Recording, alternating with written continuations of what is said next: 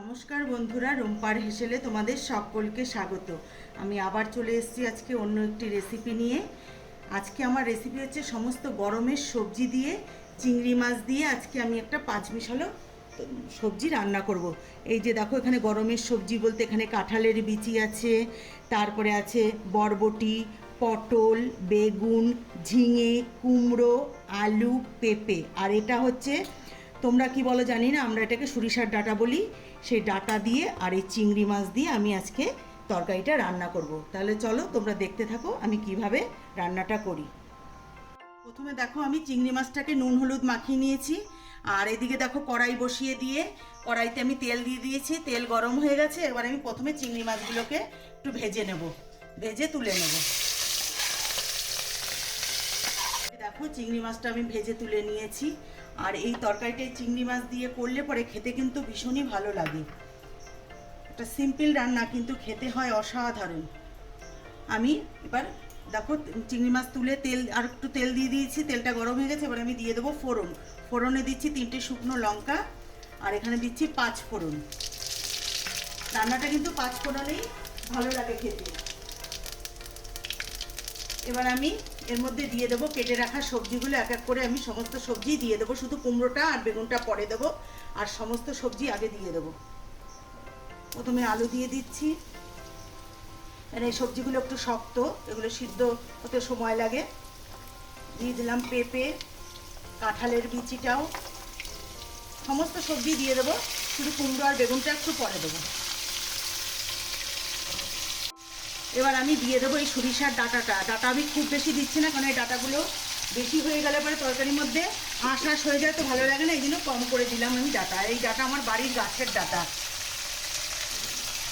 এবার আমি ফোড়নের সঙ্গে সবজিগুলোকে একটু সামান্য ভেজে নেবো, ভেজে নিয়ে বাদ বাকি সবজিগুলো দেবো। সবজিগুলো কিছুটা ভাজা হয়ে গেছে। এবার আমি কুমড়ো আর বেগুনটা দিয়ে দেবো, আর এর সঙ্গে আরও কিছু আমি দেবো। দিয়ে দেবো কেটে রাখা চেরা কাঁচা লঙ্কা, পরিমাণ মতো লবণ,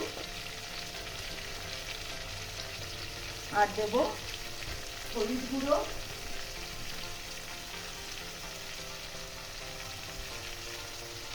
এবার আমি সব কিছুর সাথে ভালো করে কিছুক্ষণ কষিয়ে নেব। সবজি আমার দেখো কষানো প্রায় হয়ে গেছে। এবার আমি একটু দিয়ে দেব জল, যা আমি আগে থেকে গরম করে রেখেছিলাম। জলটা একটু দিয়ে দেবো, বেশি দেবো না, সামান্য।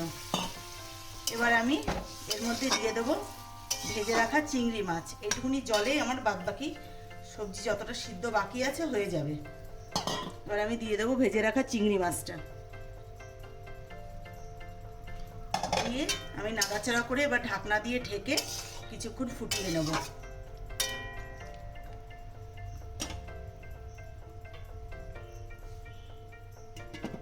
দশ মিনিট পর ফিরে আসছি। তুলে নেব। মাঝখানে আমি 2-1 বার ঢাকনাটা তুলে নেড়ে চেড়ে নিয়েছিলাম। দেখো যেটুকুনি জল দিয়েছি, জলটা প্রায় টেনে গেছে। এবার আমি দেখছি সবজিগুলো দেখো সিদ্ধ হয়ে গেছে। আমি যতটুকু জল দিয়েছিলাম তাতে সবজিগুলো সিদ্ধ হয়ে গেছে। এবার আমি এর মধ্যে দিয়ে দেবো একটু চিনি, স্বাদ মতন, তাহলে খেতে ভালো লাগবে, স্বাদের ব্যালেন্সটাও ঠিক থাকবে।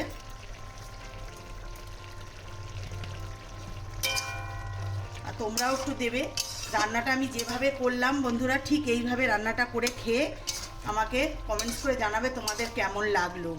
আশা করব তোমাদের অবশ্যই ভালো লাগবে, কেননা গরমের সময় এইভাবে রান্নাটা করে, সবজির এই রান্নাটা করলে পরে করে গরম ভাতের সঙ্গে খেতে ভীষণই ভালো লাগে। তাহলে বন্ধুরা, আমার তরকারিটা কিন্তু হয়ে গেছে। এবার আমি নামিয়ে নিয়ে তোমাদেরকে দেখাচ্ছি। দেখো কাঁঠালের বিচিটাও সিদ্ধ হয়ে গেছে। আমি নামিয়ে নিয়ে তোমাদেরকে দেখাচ্ছি। দেখো বন্ধুরা, হয়ে গেছে, আমি নামিয়ে নিয়েছি। আর দেখো দেখতে কতটা সুন্দর লাগছে। যেমনি দেখতে সুন্দর, খেতেও তার থেকে বেশি দ্বিগুণ স্বাদ হয়। আর বন্ধুরা, আমার এই রেসিপিটি যদি তোমাদের ভালো লেগে থাকে তাহলে লাইক, শেয়ার, কমেন্টস করো। আর আমার চ্যানেলটিকে যারা এখনও সাবস্ক্রাইব করোনি তারা অবশ্যই সাবস্ক্রাইব করে নিয়ে আমার পাশে থেকো। আর পুরনো বন্ধুদের অসংখ্য অসংখ্য ধন্যবাদ। আর যারা আমার এই রেসিপিটি ফেসবুক থেকে দেখছো, তাহলে ফেসবুকের পেজটিকে ফলো করে নেওয়ার অনুরোধ রইল। তাহলে আজকের মতন ভিডিওটি আমি এখানেই শেষ করছি। ভালো থেকো, সুস্থ থেকো, নমস্কার।